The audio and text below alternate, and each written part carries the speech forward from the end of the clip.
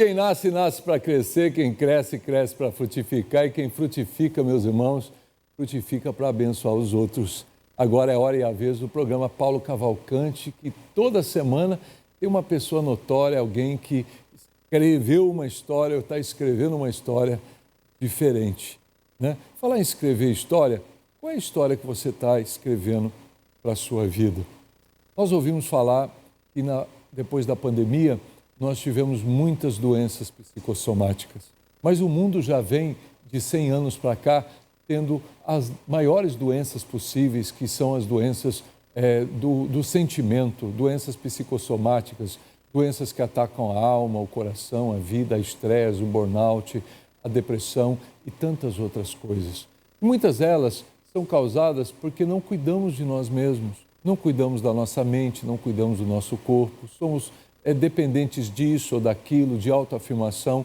Você é dependente que as pessoas gostem de você?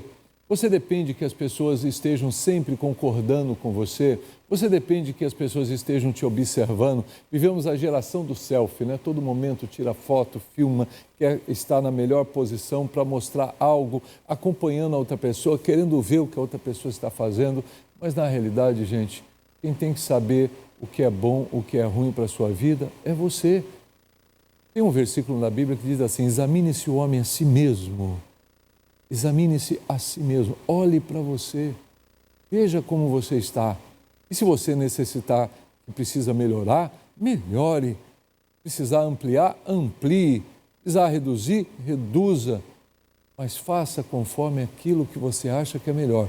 Porque se você esperar a aprovação das pessoas, como disse, se eu não me engano, o presidente Roosevelt, fracasso é tentar agradar a todos. Você nunca vai conseguir fazer isso. Eu quero falar de alguém que chegou em Rondônia muito cedo. Veio de Manaus. Ele é o filho do seu Joaci e da dona Guiomar. Eu vou falar hoje com Joaci dos Santos Loura Júnior. É o juiz Joaci Loura. Daqui a pouquinho, depois da nossa vinheta, já está aqui. Vamos vasculhar a vida desse juiz hoje e vamos falar tudo o que der para a gente conversar nessa próxima 1 hora. Mas é daqui a pouco, depois da vinheta.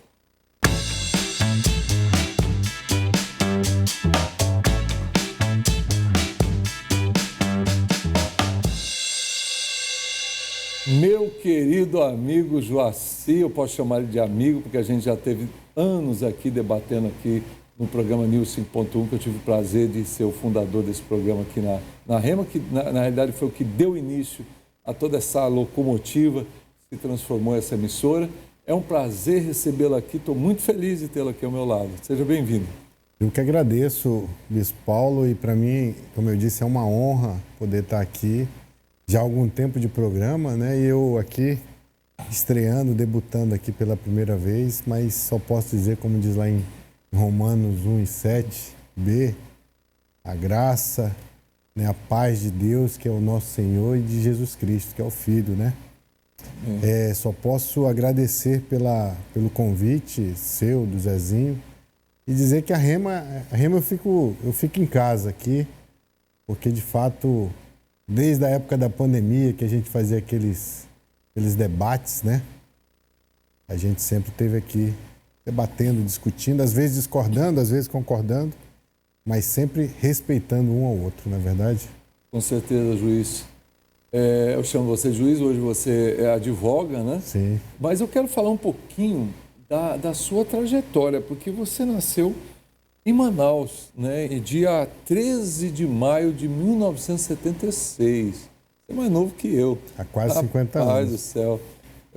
Quando eu fico entrevistando as pessoas que são mais novas do que eu falo, meu Deus, eu estou ficando velho, né? Eu sou de 68, você é de 76? 76. Nossa, olha aí, você é 8 anos mais novo que eu, né?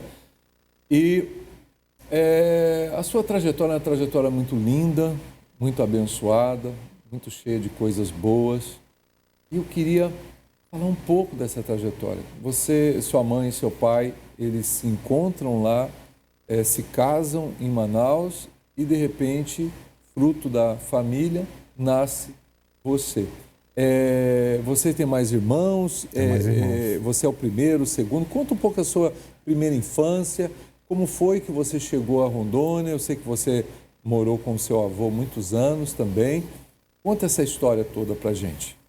Eu tô tão incorporado a Rondônia que muita gente acha que eu sou rondoniense, eu falo que eu sou de Guajará-Mirim, que de fato toda a minha infância, toda a minha trajetória, as primeiras lembranças da minha vida é Guajará-Mirim, o Paulo. E meu pai e minha mãe se casaram, meu pai um pouco mais novo que minha mãe já tinha 3 filhos do primeiro relacionamento, e aí casou com meu pai e até hoje, sabe, eu não procurei saber, mas por que não deu certo? Acho que para mim isso é de menos importância.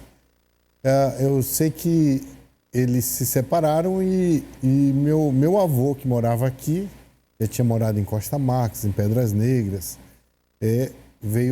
morava em Guajará-Mirim e foi me buscar. Seu avô veio de onde? Meu avô veio de Ceará-Mirim, do Rio Grande do Norte. Na década de 30, mais ou menos. Soldado da borracha? Soldado da borracha, foi também guarda territorial, trabalhou com escambo aqui da borracha na época do seu eu acho que Suriadá, que salvo engano, lá da região dos gregos lá de Guajará-Mirim. Imagina a personalidade do seu avô. O cara, já o migrante tem uma personalidade fortíssima. Imagina o seu avô sendo um desbravador, imagina a qualidade de homem que ele era. Não, ele era muito, muito fora do normal. O padrão dele de exigência era da coisa de nordestino, sabe? Coisa de homem sério, coisa de... Eu fui criado por ele, né? Então, e aí você às vezes que fica querendo saber por que na época isso, por que na época aquilo, não perca tempo querendo saber o porquê. O porquê é Deus que te coloca na melhor família, no melhor lugar, para que você possa crescer e frutificar. Então, eu amo a minha mãe, Guiomar, eu amo meu pai, Joacir. E até hoje eu não procurei saber, por que vocês me deixaram? Porque não procurei saber. Tem determinado momento... Eles foram presentes na sua criação? Foram presentes, porque eu morava com meu avô, o primeiro grau lá em Guajará-Mirim, na escola Floriza Boês, né? Meu avô era da polícia, Paulo, da Polícia Civil do ex-território, depois da Polícia Civil do estado de Rondônia, foi um desbravador. Então ele foi contemporâneo de quem?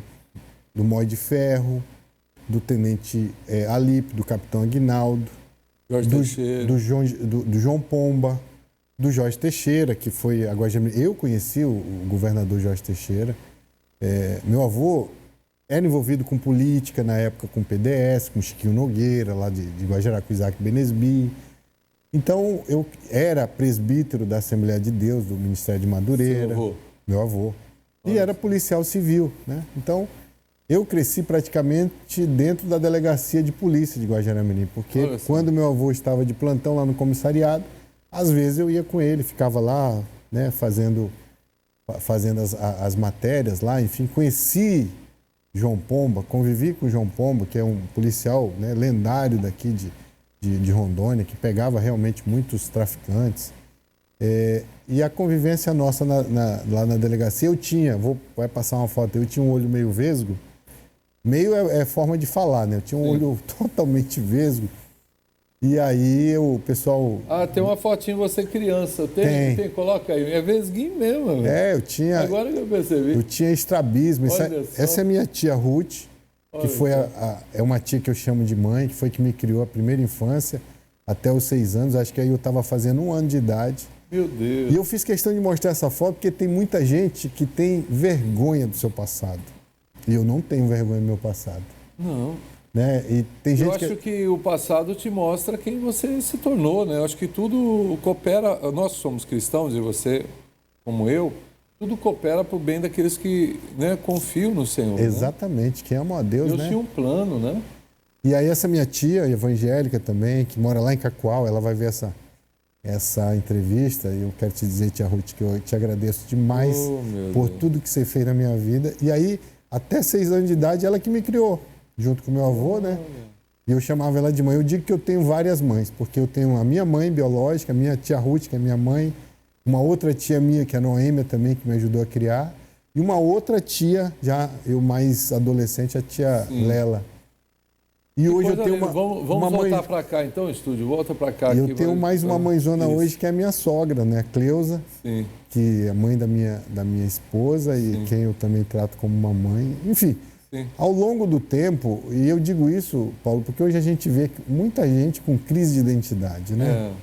Eu acho que esse tipo de entrevista a gente também tem que... Com certeza. Tem que dizer para as pessoas, aproveitar para dizer, você não é isso que as pessoas falam, você não é isso que muita gente às vezes diz que você é muito melhor do que isso. Com certeza. Eu quando nasci com os olhos vesgos e com 6 anos de idade para 7 anos eu fiz a minha primeira cirurgia em São Paulo. Fui cobaia do professor hoje, professor doutor Francisco Mais, ele estava fazendo o curso de mestrado dele e ele tratava de estrabismo bilateral, depois que eu fui aprender isso, né? E eu tinha estrabismo bilateral, ou seja, as meninas dos meus olhos eram para dentro, então quase que era branco meu olho. E eu nasci com esse problema e ele fui cobaia dele. Isso danifica a visão? Danifica, né? Danifica, mas ele arrumou. Eu fiz essas 2 primeiras cirurgias, depois com 7 para 8 anos fiz de novo outra cirurgia. Tinha que fazer ali com 12 anos, eu não fiz. Agora já mais adulto que eu fiz a cirurgia e hoje praticamente quem olha assim não vê diferença no meu olhar. Mas eu já fui sim, vesgo, já fui... Aí me chamava de galo cego, instalação trocada... É os bullying, né? Os bullying da vida, né? Então eu cresci desse jeito. Essa daí é minha família. Hoje a minha esposa, Elaine, meus 2 filhos, o Rodrigo, tem 20 anos, e o Davi, o de camisa vermelha, a quem eu amo. Linda. O Rodrigo, são casados há quantos anos? Desde 10 de setembro de 2021. De 2001, desculpa. De 2001. Nós casamos num dia, no outro dia caíram as Torres Gêmeas, no dia 11 de setembro. Meu Deus, eu lembro desse dia. A gente estava de lua de mel quando... Aqui em Cacaulândia, naquela fazenda dos alemães que tinha aqui. Sim. E aí a gente até achava que era Eu já era bispo nessa época, eu lembro que eu estava numa reunião com meus pastores quando caiu essas Torres Gêmeas. E alguém avisou, olha, liga a televisão. Eu liguei a televisão que tinha ao lado ali, e eu vi quando o segundo avião bateu. Essa foi a cena mais forte. Né? Essa foi ao vivo, eu assisti ao vivo, porque eles estavam transmitindo ao vivo. E aí veio o segundo avião, o bateu. Boeing bateu. Coisa né? louca. Coisa... Mas, Joaci, e aí você vem, por conta da separação do seu pai e da sua mãe, você vem ainda muito criança, você nem teve contato com eles, assim, você foi aprendendo a ter o papai e a mamãe distante, que vinham te visitar. A primeira o teu vez... papai e tua mamãe era praticamente seu avô e a sua tia que você apresentou aí pra gente. Tanto é que eu chamava meu avô de pai, pai Nabor.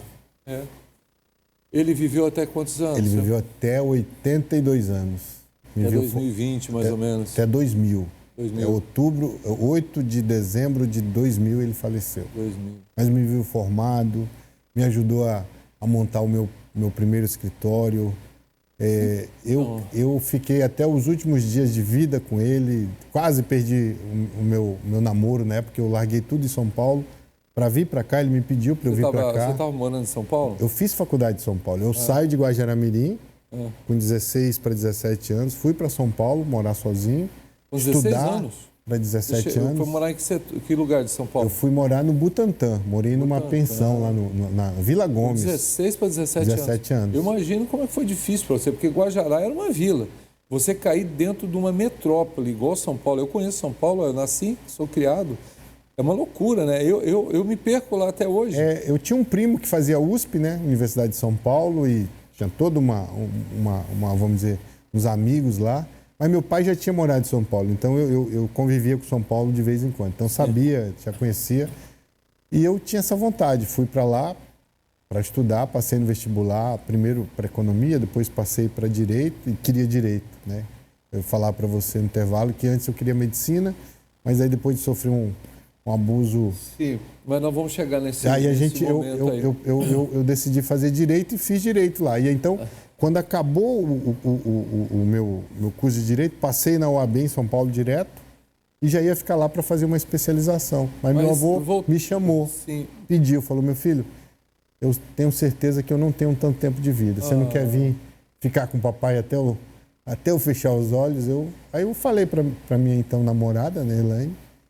Ela entendeu. Ele era muito apegado com você, né? Muito apegado, muito apegado. E aí, estava sentindo falta. E aí ele foi morar em São Paulo. A época que eu fiquei na faculdade, ele morou 1 ano em São Paulo ainda, né? Mas não deu certo, cidade grande, ele ficava muito preso no apartamento. E aí eu voltei, fiquei com ele. Na época era muito engraçado que ele comprou um celular, me deu como policial das antigas, então o salário dele era muito bom, né? Ele falava que ganhava muito mais do que ele merecia. E aí me deu um celular para que na hora, no máximo até 21 horas eu tinha que estar em casa, com 23 anos de idade. Então não tinha essa de sair para festa, não tinha nada disso. Ele foi para não deixar você se perder. E que eu podia estar em qualquer lugar que tivesse aqui em Porto Velho, meu telefone tocava, eu sabia que era de casa, meu avô me ligando. Filho, cadê você? Eu quero jantar. E aí volta, pai, desculpa. Chegava lá, e aí a gente ia jantar, ia conversar, eu ia dar banho nele, a gente dormia no mesmo quarto. Ele não andava mais? Muito pouco, mobilidade muito pouca, né? Mas enfim, eu sei que foram os melhores momentos da minha vida com meu avô. Então, deve sentir muita saudade. Eu sinto, mas ao mesmo tempo eu sabe, na tua consciência que você fez o que você podia. Combateu o bom combate, né? Aproveitou. Tudo. Não ficou nada para trás. Nada. É horrível, eu vejo essas pessoas que desabam e choram e faz aquele piseiro no dia do enterro. Geralmente são as pessoas que deixou muita coisa para se fazer. Peso na consciência, Muito peso. Porque geralmente as pessoas calmas são as que fizeram tudo que tinham que fazer. Estão entregando na mão de Deus mesmo. Eu chorava ali pela ausência, pela perda. Não sente, mas eu falo assim, dos exageros, aquelas coisas. São pessoas que realmente ficou alguma coisa que não fez, que não deu, né? Não conversou, não visitou, não se importou. E com certeza não existe pessoas perfeitas, não é verdade? Doutor Joaci, aí que eu quero voltar um pouquinho na entrevista. Você falou do estrabismo, falou da questão da separação do seu pai e da sua mãe, você desde criancinha ser criado pelo avô e pela tia. Sua avó era viva naquela época? Não, minha avó já tinha falecido há algum tempo. Então ela faleceu antes de você nascer? Antes de eu nascer. Então você não conheceu, então você teve que... Então seu avô se apega a você, né? E aí eu penso assim, tanta gente hoje tem tantos traumas, dificuldades e jogam a culpa em todos. A culpa foi fulano, a culpa foi ciclano, nunca assume seus próprios erros. Exatamente. Vivemos uma geração, pelo menos as pessoas com quem eu tenho conversado dessa geração, elas não assumem seus erros. Elas não assumem. Elas não conseguem falar, olha, eu errei. A culpa é minha. Eu preciso melhorar. Eu também errei. Sim. Não. Sempre é os outros que erraram, são as pessoas que não fizeram, elas que deixaram de fazer, elas que deixaram. Nunca sou eu. Né? E é exatamente o contrário que a gente vê, você que é religioso também, é o contrário que a gente vê na Bíblia, que diz que examine esse homem a si mesmo. Né? Olhe para você. Sim. Né? Antes de julgar o seu irmão, né? Veja o que está no seu rosto, veja o que está na sua frente. Não julgueis, não sereis julgados. Não, quando a gente prega tanto aquela palavra assim, dai, seus dado boa medida, recalcada, sacudida, transbordante, irmãos, vão trazer oferta. E na realidade, e não tem nada a ver com oferta essa passagem, ela tem a ver com perdão, tem a ver com não julgar, tem a ver... Claro, ela até serve, mas ela não tem a ver. Aliás, quando fala de oferta, Jesus ensinou que você, antes de ofertar... Vai e conserta. Você tem alguém contra seu irmão... Alguém. Ou seja, o relacionamento é muito mais importante para Jesus do que as instituições, do que tudo, do que os cargos, você está bem, você não julgar. Você vê na oração de Jesus que ele chega a dizer assim, Pai, daqueles que o Senhor me deu, eu quero que eles estejam comigo e que eles sejam um, assim como eu e o Senhor somos um. Aí ele repete umas 10 vezes isso. Depois ele fala assim, Senhor, eu não oro só por esse, eu oro por aqueles que ainda hão de acreditar, para que eles sejam um. De novo ele fala... Né? De novo ele fala... Isso se resume em quê? Né? Em relacionamento. Em relacionamento. Em relacionamento, né? Exatamente. E aí ele fala, e aí ele chega assim, olha, se vocês cumprirem meus mandamentos e seguirem tudo que eu faço, como eu cumpro os mandamentos do meu Pai e sigo, Tudo que vocês pedirem, eu vou receber. Pai Nosso, né? Aí ele começa a repetir, ele vai repetindo, e você fica assim, né? Daqui a pouco, se é uma pessoa nova que não conhece a Bíblia, ela fica, que mandamento é esse? Aí no final ele coloca assim, esse é o meu mandamento, que vós ameis uns aos outros como eu vos amei. Exatamente. Ninguém tem maior amor do que esse, dar a vida pelos seus amigos, né? Aí eu vejo assim, gente, eu acho que a gente fala tanta coisa, tanto os religiosos, as igrejas, os pastores, como também a sociedade de uma maneira geral, e esquecemos de que o prisma é o amor. É você estar bem. E é o que eu percebi em você nas suas declarações da sua infância. Eu sou bem resolvido com isso, Paulo. E aí, já em algum momento da minha vida, já tentaram. Aí chegou um momento que eu percebi, eu falei, cara, eu não preciso. Veja pelo lado bom, eu tenho várias mães. O Dia das Mães eu tenho que dar presente e recebo carinho de várias mães. De meu pai biológico, meu pai que eu amo, Joaci, está presente ainda e vai ficar muito tempo, graças a Deus quiser. Mas eu senti a perda do meu pai e avô, né? Sim, claro. Como escreveu Zé Ramalho, do meu avô Rai, né? Avô e pai, ele tem uma canção assim. E a gente percebe, Paulo, e aí vai para você de casa, que às vezes, e muitas das vezes, a culpa não está nos outros. A culpa de alguma coisa, se é que tem, está em primeiro na gente.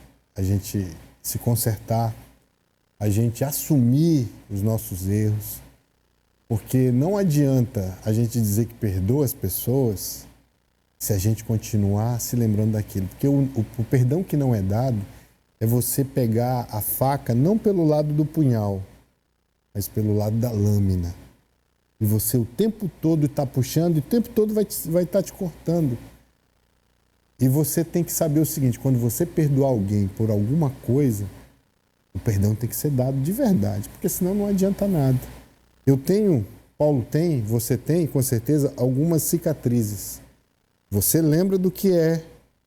Você talvez até diga o dia, o mês, aonde está daquela cicatriz. Mas é só lembrança, ela não dói mais em você. E assim é o verdadeiro perdão. Certeza.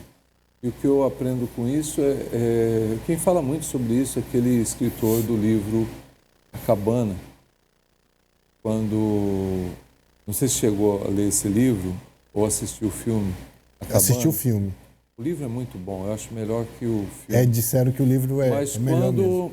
Quando você tem a revelação total, né, da situação, e quando ele tem que perder, ele tem que perdoar, até quando Deus se manifesta aí como homem mesmo, até com um ator muito parecido com você, ele se manifesta como homem naquele instante. E aí fala da dificuldade, né? E uma das frases que você falou me arremeteu para o filme, que ele diz assim, que perdoar não é você ter relacionamento com aquela pessoa, é você soltar da garganta dela. Exatamente. É isso. Você está agarrado, né? Vai morrer desgraçado. Só que aí você solta, você fala, Deus, está nas tuas mãos, não é mais meu, é teu filho. Porque nós somos todos filhos de Deus, os ruins e os bons. Verdade. Todos são filhos de Deus. Verdade. E aí, como é que a gente vai negociar um negócio desse? E eu remeto isso que a gente está falando não ao meu passado, quero deixar bem claro, mas é isso que a gente estava comentando, de você, às vezes, que tem se apegado a uma coisa que, na verdade, não é culpa dos outros. É você que tem que fazer essa autorreflexão, se examinar a si mesmo e viver a sua vida. Você não consegue viver uma vida plena se você tiver amarrado a alguma coisa, alguma situação lá atrás. Olha só, isso é forte demais. Depois dos nossos comerciais, eu vou continuar esse papo. Esse papo está muito bom. Daqui a pouquinho a gente volta.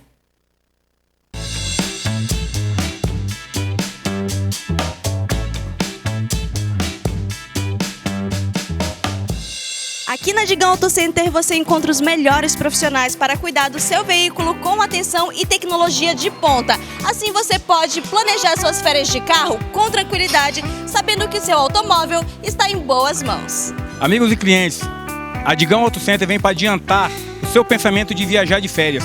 Não deixe para a última hora. Então já revise seu carro antes de pegar a estrada com a sua família, fazer aquele alinhamento, balanceamento, suspensão, verificar as palhetas, verificar a suspensão do seu carro, aquela troca de óleo magnífica para deixar o carro tinindo, tá? Para você fazer aquela viagem segura com a sua família. Então a Digão Auto Center vem te chamar para você antecipar sua revisão de férias para o meio do ano, entendeu? Então não deixa para a última hora. Faça uma viagem segura. Revise aqui com a gente na Digão Auto Center. A Digão Auto Center fica localizada na rua Jaci Paraná, número 2570. E o número aqui é o 2141-8202. Vem pra Digão!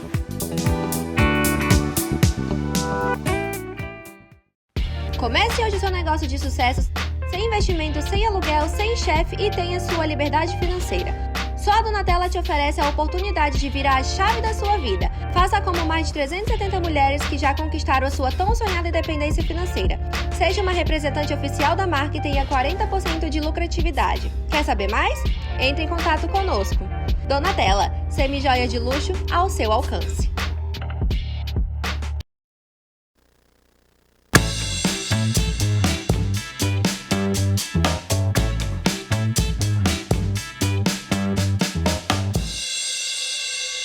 Pois é, gente, eu estou aqui com Joaci Loura, o juiz, agora advogado de vários setores aí da sociedade, inclusive um político famoso. Daqui a pouco quero falar sobre será que ele vai se candidatar de novo ou não. Mas, Joaci, se você perdeu, volta aí depois no YouTube e assiste o resto, porque está muito bom o que veio antes. Nós estamos falando sobre relacionamentos, sobre a sua vida no início, sobre as dificuldades que você passou na sua vida, mas de repente você criado em uma delegacia praticamente, conhecendo leis, filho de um policial das antigas, nomeado delegado, ele foi nomeado, né? Calça curta, trabalhava com autoridade, né? Um homem muito sério, aposentado já, de repente você está lá numa noite, passeando em Guajará, uma cidade que trazia talvez muitos policiais de fora por conta da questão do narcotráfico, aquela coisa de ser uma fronteira. E aí tu toma um sacode. Até então você queria ser médico, né? Queria fazer medicina. Aí o que acontece? Como é que foi? Você estava onde? A gente estava em frente a um mirante que tinha lá em Guajará. Eu e meu compadre até hoje, meu amigo, meu irmão, Sandro Menacho, um músico, que inclusive tocava lá, né? E eu, com ele, os dois cabeludos, enfim, e nesse dia tava lá um tenente R2. Você usava o cabelão grande? Usava o cabelão grande. Você era meio roqueiro, né? Era meio roqueiro. E aí esse tenente já tinha prendido um, porque tava com a alça do macacão para baixo, ele mandou o cara subir, o cara não subiu, então você tá preso, quem manda aqui jogou o cara no camburão. E começou a tornar um negócio meio abusivo, meio não, totalmente abusivo. E porque queria prender eu e meu amigo. Eu falei, eu sou menor, cara, eu tenho 16 anos e tal. Eu vou prender do mesmo jeito e tal. E nessa entrou o dono do estabelecimento. Isso era 86, não, 87? Isso era 92, por aí, 93. 92, 93, poxa. Aí o Chico, que era o dono do estabelecimento, falou, ei, rapaz, respeita esse... Aqui você está falando com dois filhos de Guajará, um pai desse aqui é empresário aqui, o outro é da polícia, você está achando que está falando com quem? Com bandido e tal? E você, quem é e tal? Aquele bate-boca, aquela coisa. Isso aqui é resumo da ópera. Todo mundo que estava ali, que se sentiu aviltado, no dia seguinte foi na polícia militar e fez uma ocorrência por abuso, enfim. Só que naquele tempo, a gente tem que falar bem a verdade, não tinha esse controle, vamos dizer, social que tem hoje em relação às polícias, né? Então, só ouviam de fato, e não falavam mais nada, né? Era uma autoridade ali. Protegia muito, né? E aí eu fiquei com aquilo na cabeça e mudou minha forma de pensar. Eu falei, cara, não vou fazer medicina, não, vou fazer direito, porque eu me senti tão impotente. Um cara chegou ali, abusou da autoridade que ele tinha. E aí mudei o foco, fui para São Paulo estudar direito. Fiz direito lá, voltei. Quando voltei para Porto Velho, não mais para Guajará, porque meu avô já morava aqui. E aqui estou há 25 anos. Voltou formado por conta de uma situação que passou, tomou um sacode. Bom, e quando começa a sua história aqui? Você chega, você tinha arrumado uma namorada lá em São Paulo, né? Minha namorada, na época, Elaine. Ela é paulista? Ela é mineira, lá de Ouro Fino, filha única. Diz que as mineiras são as mulheres mais bonitas do Brasil, né? A minha é linda, 1,80 m, de pura belezura. Meu Deus! E filha única do seu Arley e da dona Cleusa, da cidade do Menino da Porteira, daquela música tão conhecida. Ouro Fino, Minas Ouro Gerais, Fino. sul de Minas, né? Fronteira ali com Jacutinga e Itapira, Sim, já sou São ali Paulo. eu sou nascido em Campinas, é meio sul de Minas ali. É, tudo, né? Monte Sião, né? ali, Tamanducaia, Jacutinga, exatamente. Extrema. E aí ela foi estudar em São Paulo, ela também fez Direito, né? Na Faculdade de Direito Sul de Minas. E aí foi estudar em São Paulo para fazer OAB e tal. E eu estava no meu 4º ano ainda. Eu fiz 5 anos de Direito, da graduação dela. Foi o último ano de 4. Então ela acabou Você conheceu ela na faculdade mesmo? Não, conheci ela em São Paulo, ela estudando num curso para fazer OAB, fazer concurso, enfim, ela foi para lá. E Ela aí já era formada? Ela já era formada, eu Você ainda não. E aí ela foi morar com uma amiga, né, nossa e do meu pai, lá de cidade de Jacutinga. E aí eu a conheci, enfim, a gente começou a ficar e tal, depois parou, enfim. E aí depois voltamos de novo, aí foi quando o negócio engatou. E a gente namorou 98, 99, 2000, quando, né, eu formei em 99, 2000, quando passei na OAB, estava voltando para cá, a pedido do meu avô, que eu já disse. Ela aceitou, ela veio aqui, conheceu o meu avô. Você diz que, no meio disso, o seu avô já velhinho, ele tinha ido passar um ano com você lá. Lá em São Paulo, morou em São Paulo comigo. Mas não aguentou o pique da cidade grande, resolveu voltar, mas não aguentou a saudade e telefona para você. O que ele fala nesse telefone? Né? Ele falou para mim, meu filho, papai tem certeza que não tem tanto tempo de vida. Já eu vou fechar os olhos. Se for, eu sei que você quer ter sua vida aí, mas se for de bom grado, se você quiser, venha para cá passar os últimos dias da minha vida que você passa comigo. Gente... E aí, olha, você moço, 23 anos. Na capital de São Paulo, já estava formado, né? Já. Com formado e matriculado numa pós-graduação na FMU. Querendo fazer a coisa acontecer lá, porque uma pós-graduação em São Paulo não é para qualquer um. Uma namorada já com 2 anos de namoro. Quer dizer, trabalhava 5 anos no escritório. Imagina um apaixonado, coração, gente jovem.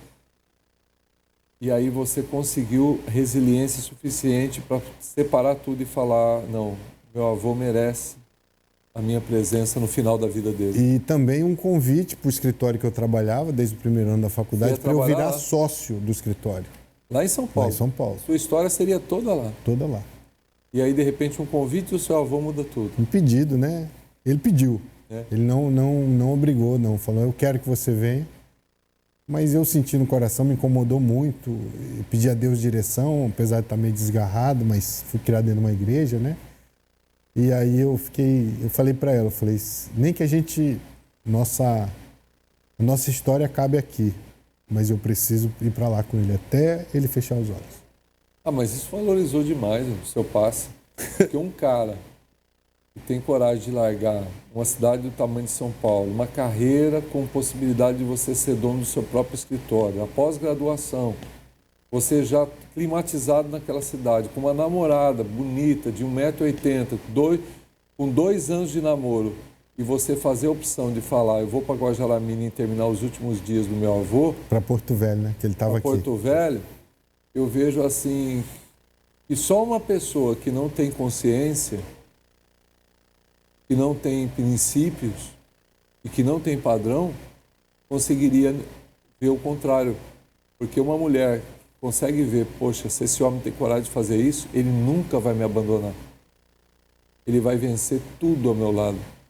Aí era a hora dela, não sei se foi isso, né? E aí, o que acontece? Aí ela veio para cá em 2000, conheceu... Que é um choque, né? Uma paulista mineira vir para cá, choque. E ela também vinha de uma cidade pequena, então ela queria também ficar na cidade grande, porque né, hoje, São Paulo. Quem mora aqui em Porto Velho, se você chegasse há 20 anos atrás, você sabia o que é Porto Velho. O Porto Velho é uma maravilha hoje, está arrumado, está gelado, está com... Nossa, há 15 anos atrás não tinha uma faixa de pedestre na cidade. Há 15 anos atrás. Calama acabava o asfalto ali depois de Chope do 4, um pouquinho depois. Já acabava, né? Então, é loucura. E aí ela veio, conheceu meu avô, conheceu aqui, e aí ela tomou... Aí a gente noivou em 2000, meu avô ainda vivo, e aí ela eu tinha um amigo na faculdade que era diretor do Bradesco. Ela era bancária na época, trabalhava nesse banco Bradesco. Mas aí, naquele instante que você fala, chocou, ela ficou chocada? Chocada, não, chocada. Ela chegou a pedir um tempo ou não? Eu não lembro, mas eu acho que não. Ela entendeu, ela falou, estou contigo, você tem que estar fazendo a melhor escolha. Ela sempre esteve comigo nisso aí. Ela era de família cristã ou não? Na época? Na época já, a mãe dela já era evangélica já. Né? E aí a gente conseguiu transferi-la para cá, do Bradesco de São Paulo para o Bradesco. É porque nunca ninguém quer vir para Rondônia. E aí tinha uma pessoa aqui que casou. Ela queria ir para São Paulo e tinha alguém que queria vir para Porto Velho, Rondônia, que era ela. Aí deu certo. Aí fez a permuta, ela veio para cá, para Porto Velho, trabalhou no banco ainda por 10 anos. E em 2001, quando ela chegou, meu avô já tinha acabado de falecer, poucos meses atrás. E a gente toda a nossa família aqui, né? Temos 2 filhos, o Vocês Rodrigo. casaram lá em São Paulo e Casamos aqui. Casaram aqui. Casamos aqui. O nosso primeiro filho nasceu aqui, que é o Rodrigo. Nasceu em 2005. Tem 20 anos. Menino espetacular. Passou em engenharia na Uni, segundo lugar geral de todo o score aí, os pontos. Está fazendo engenharia elétrica, um menino que é muito, muito, muito encaminhado, menino bom de coração, tudo. E a gente tem um outro, que é o Davi. Davi é o nosso filho menor, que tem 15 anos, nasceu em 2009. Esse, por problemas da gravidez, nasceu em Campinas. Nós temos algumas fotos. Tem fotos aí que eu trouxe. Tem muitas fotos da família. Vamos dar uma olhada nessas fotos. Aí a gente vai falando. Tá falando deles, exato. né? Olha aqui, ó. Essa aqui é a foto. É o seu pai. Esse é o meu pai, que está do meu lado aí. Minhas 2 irmãs, Sofia e Vitória. Mas seu pai é bonitão. É novão também. Meu pai é novo. Minhas irmãs mais novas, né? As rapinhas do tacho do meu pai. A que está do lado dele é a Sofia. A do meio de preto, a Vitória. E esse com a Bíblia na mão. E 2 grandes amigos, é o Sérgio e a Leila. Eu sim. Lá na nossa igreja, lá na Rio de Janeiro, na Metodista Presbiteriana da Rio de Janeiro. Né? Vamos lá, tem outras aí. Esse é o meu pai também, já só eu e ele. Isso em dezembro do ano passado, no casamento de um primo meu. Mas ele é novo. Essa minha mãe... Rapaz, sua mãe é novona. Novona. Minha mãe mora simpática, em Curitiba, né? Bonita, nova, linda, que eu amo, né? Os 2 eu não tenho problema nenhum. Não sei o que, porque me deixou não, porque ela em relação a isso, eu tenho um amor por eles, estou com saudade dela, faz alguns meses que eu não a vejo. Ela mora em Curitiba. Curitiba. Olha, está em Curitiba. Minha irmã, tenho 2 irmãs que moram em Curitiba também. Passa outra foto aí.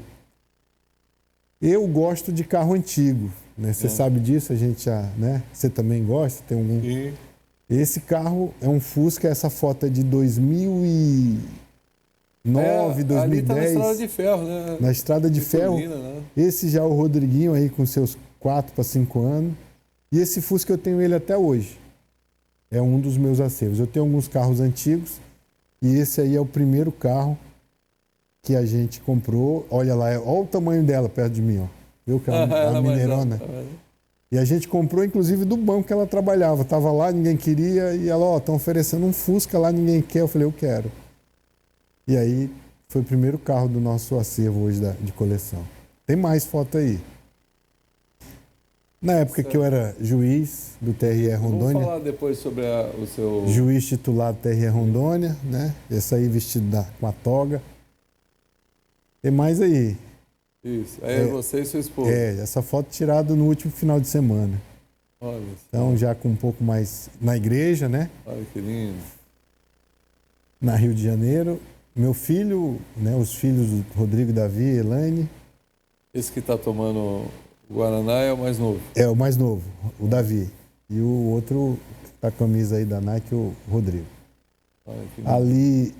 No dia que isso foi na época da pandemia, nesse dia eu defendi a dissertação de mestrado, que eu sou mestre pela Universidade 9 de Julho de São Paulo, e aí a minha dissertação de mestrado ali com 240 páginas escritas, fiz mestrado na área de direito eleitoral, a área que eu trabalho, né? E aí nós, né, acabava de ter recebido a resposta do meu orientador e da banca que eu tinha passado com louvor no mestrado, e eu estava com a gravata do meu avô. Aquela gravata ali de linho. Você fez questão para homenageá-lo? Para homenageá-lo. Fiz questão. Estava com a gravata dele. Poxa, que lindo. E aí, isso agora, esse ano, eu, Rodrigo e Elaine, lá em Foz do Iguaçu, passeando. É lindo e Foz aí, do Iguaçu, né? O Davi também no último final de semana, no colégio. Conta um pouquinho, cristão. rapidinho. Em 2012 você assume o TRE de Rondônia. E esse Como é que foi isso? meu pastor Sebastião Calegari Filho, Olha. que já foi pastor aqui até 2011, aí foi embora, voltou agora, assumiu a Rio de Janeiro. Sim. E o pastor Marcelo, que foi meu pastor também, desde o início da minha caminhada na fé. O Marcelo Maria. Você assume em 2012, né? 2012. O TRE. Conta Isso, a lista foi feita em 2010 e acabou que demorou demais. Eu fui o primeiro da lista e fui nomeado juiz titular.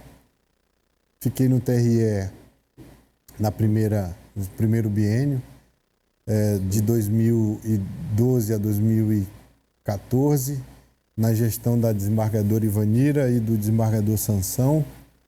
Depois sou reconduzido ao TRE, na gestão já do desembargador Péricles Moreira Chagas e logo em seguida, depois da gestão do desembargador Rovilson Teixeira. O desembargador Pérez com o desembargador Roosevelt, o desembargador Rovilson com o desembargador saudoso Walter Waltenberg. E aí, em 2017, eu saio, desembargador Rovilson e desembargador Walter Waltenberg, eles saem de férias e eles me aprontam uma, né? O desembargador Waltenberg veio falar para mim, nós vamos sair de férias, tanto eu como o Rovilson, e nós vamos deixar, eu era o juiz mais antigo da corte, e quem vai ficar presidindo o TRE é você. Fiquei por 21 dias na presidência do TRE Rondônia. Quando acabei o meu mandato, em 5 de janeiro de 2017, eu estava na presidência do TRE Rondônia. Então, para mim foi uma honra, né? Tanto tempo, fiz muita coisa, passou por mim naquele momento, e eles fizeram como uma forma de homenagear o tempo que eu fiquei na Justiça Eleitoral. Nesse período, eu fui ouvidor regional eleitoral, fui presidente do Colégio de Ouvidores da Justiça Eleitoral Brasileira por 2 anos. Então, tinha interlocução dos 27 TREs, eu que representava, eu que ia levar todos os pleitos dos TRE brasileiros na questão de ouvidoria ao presidente do TSE, na época, que era o ministro Dias Toffoli. Peguei um pedacinho da presidência do ministro Marco Aurélio e depois com o ministro Dias Toffoli. Então, com muita honra, representei, né, o TRE Rondônia como presidente do Colégio de Ouvidores da Justiça Eleitoral.